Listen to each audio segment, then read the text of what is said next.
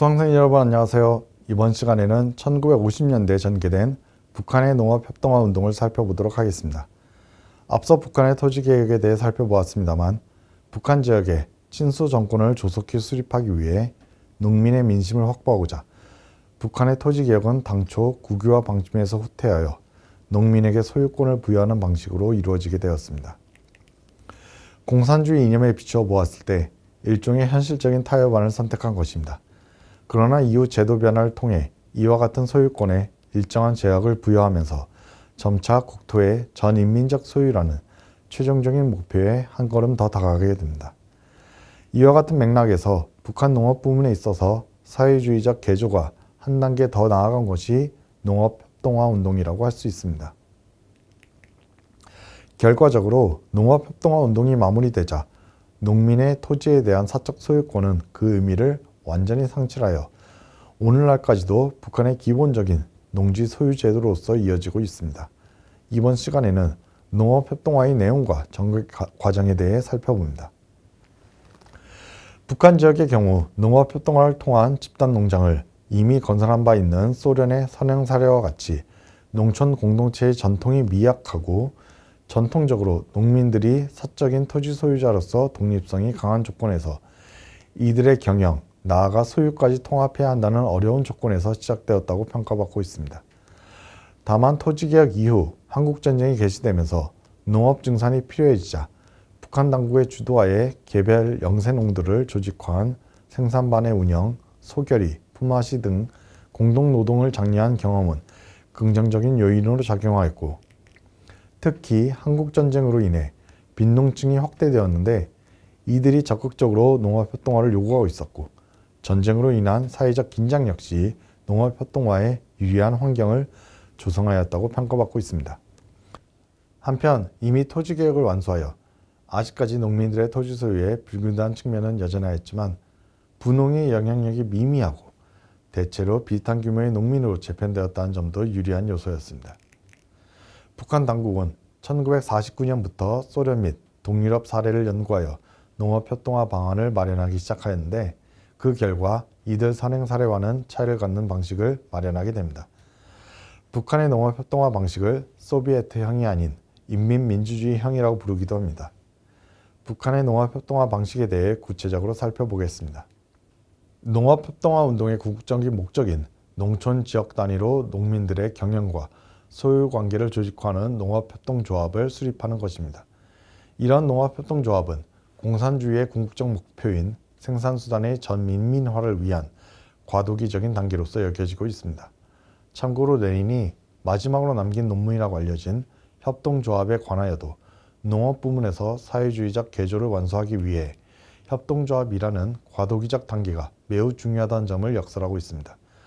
중간 단계인 농업협동조합의 설립을 위해 북한 당국은 이를 목표로 한 세부적인 3개의 단계가 있음을 상정하였습니다.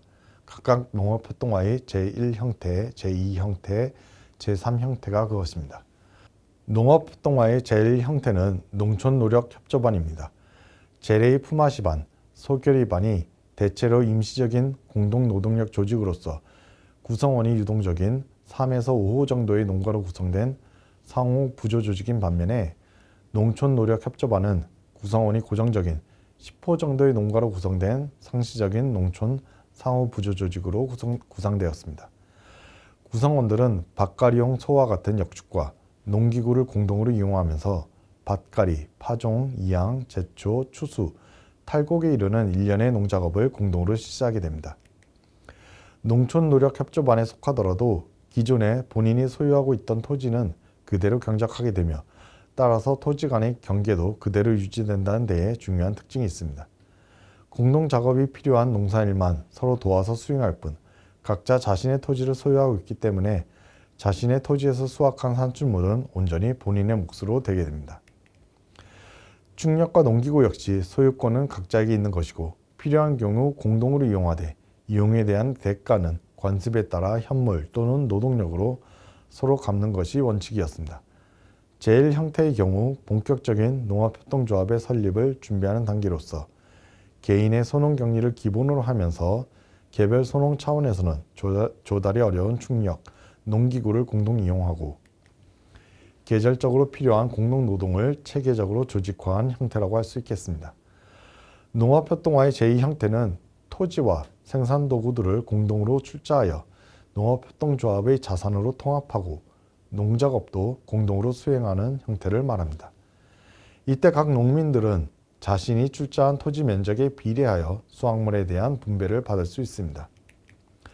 또한 공동노동에 참여한 노동일수에 따라서도 수확물에 대한 분배에 참여할 수 있기 때문에 농업협동조합 조합원은 자신이 출자한 토지 면적과 노동력 제공일수만큼 분배를 받게 되는 것입니다.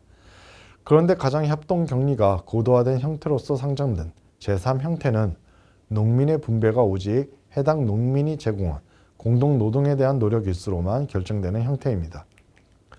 이 경우 출자한 토지의 많고 적음이 최종적으로 분배에 영향을 미치지 않기 때문에 각 농민의 개별적인 토지 소유권은 더 이상 실질적인 의미가 없게 됩니다.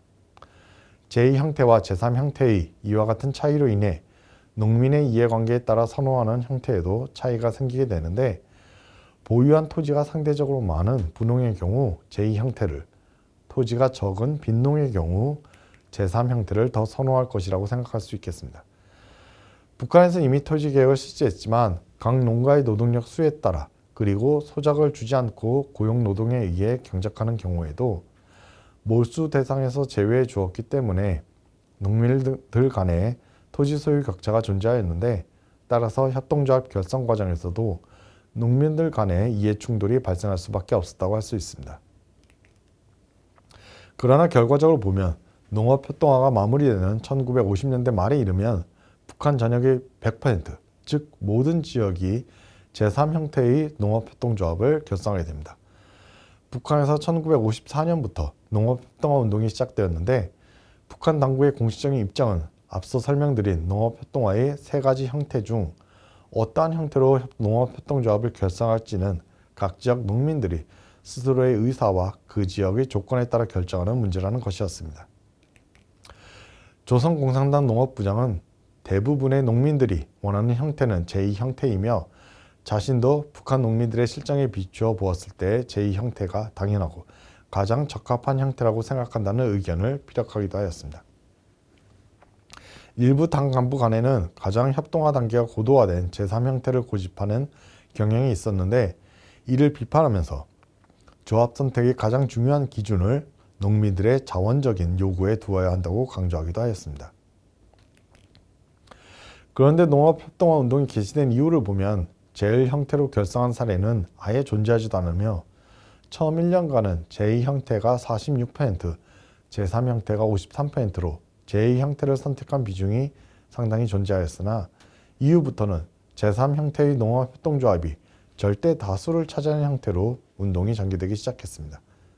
농업협동화 운동이 개시된 지 2년 정도 된 시점인 1955년 12월 시점에서 제3형태는 전체 농업협동조합의 92%를 차지하여 90% 선을 넘었으며, 이러한 경향이 유지되면서 최종적으로 농업협동화 운동의 종료를 선언한 1958년 말에는 전국 모든 농촌 지역이 제3형태의 농업협동조합 13,000여 개로 조직화되기에 이른 것입니다. 당초 북한 당국의 예상과도 달리 모든 농업협동조합이 제3형태를 취하게 된 데에서 당시의 여러 가지 조건들이 영향을 미쳤다고 지적되고 있습니다. 우선 한국전쟁을 거치면서 형성된 국가와 농민 간의 강한 결합관계, 전쟁으로 인한 폐허와 빈곤에서 벗어나려는 농민들의 열의, 남북한 간 체제 대립 속에서의 사회적 긴장 등이 지적되는 한편, 토지개혁의 결과 다수의 농민들이 대체로 소유 조건에 큰 차이가 없었던 배경도 한 요인으로 이야기되고 있습니다. 그러나 소수에 불과하지만 여전히 분홍층이 존재하고 있었던 것도 사실인데, 이들의 반대를 무릅쓰고 제3형태로 조직화를 완성하게 된 것은 무엇보다 당국의 지도가 큰 역할을 했다는 평가입니다. 북한 당국은 농업협동화를 보다 공산주의 이상향에 가까운 제3형태로 최대한 유도하기 위해 농민 조직화 과정에 개입하였습니다. 조선농동당 중앙위원회는 빈농 중심의 정책 노선을 전개하면서 먼저 빈농 중심으로 제3형태의 농업협동조합을 결성하도록 하고, 이후 조직화 과정에서 소외된 분홍층이 마지못해 조합에 가입하는 방식으로 유도하였다는 것입니다. 그러나 이 과정이 매끄럽게 진행된 것만은 아니었습니다. 북한 당국이 발간한 문헌에 여러 지역에서 펼쳐진 농업 협동화에 대한 저항 사례가 보고되어 있습니다. 대개 빈농들과 조선노동당원이 적극적인 협동화 운동의 주체로 나서는 가운데 분홍과 옛 지주 출신 농민 그리고 농촌 촌락 내의 동족 집단의 저항이 있었다고 알려져 있습니다. 사회적 분위기 하에서 협동조합에 참여하더라도 이에 소극적으로 참여하는 농민들도 있었습니다. 예컨대 농업협동화 운동이 개시되기 직전인 1953년 말에 북한에서는 상당한 규모의 역축도살 및 방매 현상이 있었다고 합니다. 1953년 8월에 조선노동당 중앙위원회 회의를 통해 농업협동화에 대한 내부 방침이 확정되고 시범적으로 몇몇 지역에 대한 협동조합 설치를 지원하기 시작하였는데 이것이 알려지면서 소를 도살하여 식용으로 하고 소의 사육을 게을리하는 현상이 발생하였던 것입니다. 어차피 농업협동조합이 만들어지면 소를 조합의 자산으로 투자하게 될 텐데 그럴 바에는 당장 식용으로 쓰겠다는 것입니다. 소뿐만 아니라 토지의 경우에도 협동조합에 출처되는 것을 방지하기 위해 일부를 텃밭으로 돌리는 일도 발생하였다고 합니다. 다음과 같은 북한 문헌의 표현이 당시의 상황을 잘 묘사해주고 있습니다. 더욱이 일부 농민들은 조합에 들어오면서도 이중격리를 꿈꾸고 토지와 노력자의 일부를 남겨두거나 조합 규약에 규정된 범위를 벗어나서 더 많은 터전을 경작하려 하였으며 또 극히 부분적인 현상이기는 하였으나 역축의 출자를 기피하거나 큰 소를 팔고 작은 소를 사서 조합에 출자하는 등 사실들도 있었다. 협동조합에서 농민들이 대규모로 탈퇴하는 일도 있었습니다. 이른바 배천바람이라고 알려진 사건인데 1956년 가을에 조합 결산 분배 직후부터 1957년 초까지 발생했던 황해도 일대 농민들의 대규모 조합 탈퇴 사건이었습니다. 황해도 배천 지역은 북한 지역의 대표적인 농업 곡창지대로서 쌀 농사를 중심으로 과거 지주제가 발달했던 지역입니다. 옛 지주 출신을 비롯한 이 지역 분홍들은 농업협동화 정책에 대해 강한 거부감을 가지고 있었다고 합니다. 그런데 조합에 가입되어 있을 경우 당시 북한 당국에 내던 농업 현물세를 면제받을 수 있어 이를 위해 일시적으로 조합에 가입했다가 일제히 탈퇴해버린 것입니다. 당시 조합의 규약상 탈퇴가 자유로웠고 탈퇴 시에는 토지를 반환한다는 규정이 있어 이러한 행위가 가능했다고 합니다. 이 사건으로 인해 당시 황해남도 당위원장이 비판을 받고 숙청되었습니다. 이 외에도 과격한 저항 행위들도 보고되고 있었습니다. 평안남도에서는 농업협동조합에서 화재가 4개월간 97건이 발생한 사례가 보고되었고 소 사료에 누군가 독을 풀어서 소 5마리가 독살되는 사건도 있었다고 합니다. 농업협동화 과정에서 또 하나의 장애 요인은 전통적으로 농촌 촌락 사회에 존재하였던 동족 질서였다고 합니다. 촌락 내에서 영향력을 행사하고 있던 2개 이상의 동족 집단들이 존재하는 경우 이들이 단일한 조합에 참여하는 것을 거부하였기 때문입니다. 예컨대 황해남도 북천군의 한 리에서는 동족별로 7개의 조합이 결성되었는데 이들을 한 개의 조합으로 통합하는 과정에서 각 성이 한데 모여 일이 잘 될 수 있겠는가? 간부는 어느 마을에서 나는가? 재산 처리는 어떻게 하는가? 등의 의문을 제기하면서 협동조합 통합에 거부하였다고 합니다. 따라서 북한 당국은 농업협동화 운동을 추진하면서 전통적인 촌락 질서를 재편하는 데 주안점을 두게 됩니다. 1955년 이후 조선노동당에 의해 집중지도를 실시하여 기존의 농촌에서 영향력을 유지하고 또 협동조합의 간부로도 상당히 진출해 있던 농촌 유지와 전통적인 가문 원로를 배제하고 새로운 핵심층으로 지도층을 교체하는 작업이 진행되었던 것입니다. 이를 위해 한국전쟁 이후 대규모로 생겨난 군인들을 제대시킨 후 이들을 대거 귀양하도록 하여 협동조합 간부로 활용하는 방안이 추진되게 됩니다. 이 시기 북한 인민군의 수를 보면 약 8만 명이 감축되었다고 하며 이들이 각지 농촌에서 협동조합 간부로서 기존의 전통적 촌락 질서를 재편하는 역할을 하게 되었던 것입니다. 이와 같이 북한의 농업협동화 운동은 생산 관계상의 대변혁이었을 뿐만 아니라 농촌사회의 질서를 근본적으로 바꾸는 사회적 변혁이기도 하였습니다.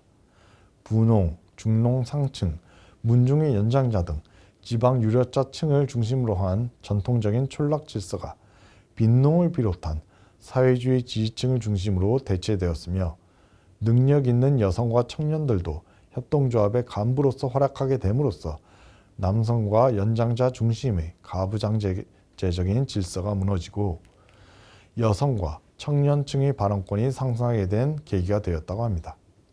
그러나 이와 같은 긍정적인 사회 변화가 없지 않았음에도 불구하고 농업협동화 운동은 결과적으로 토지 소유와 무관하게 연간 노동 일수에 따라 분배받는 형태의 공동농업 경영 방식을 전체 농촌의 기본적인 생산 관계로 규율하게 되었다는 점에서 북한 농업의 경직성을 고착화시키는 계기가 되었다는 점을 부인할 수 없습니다.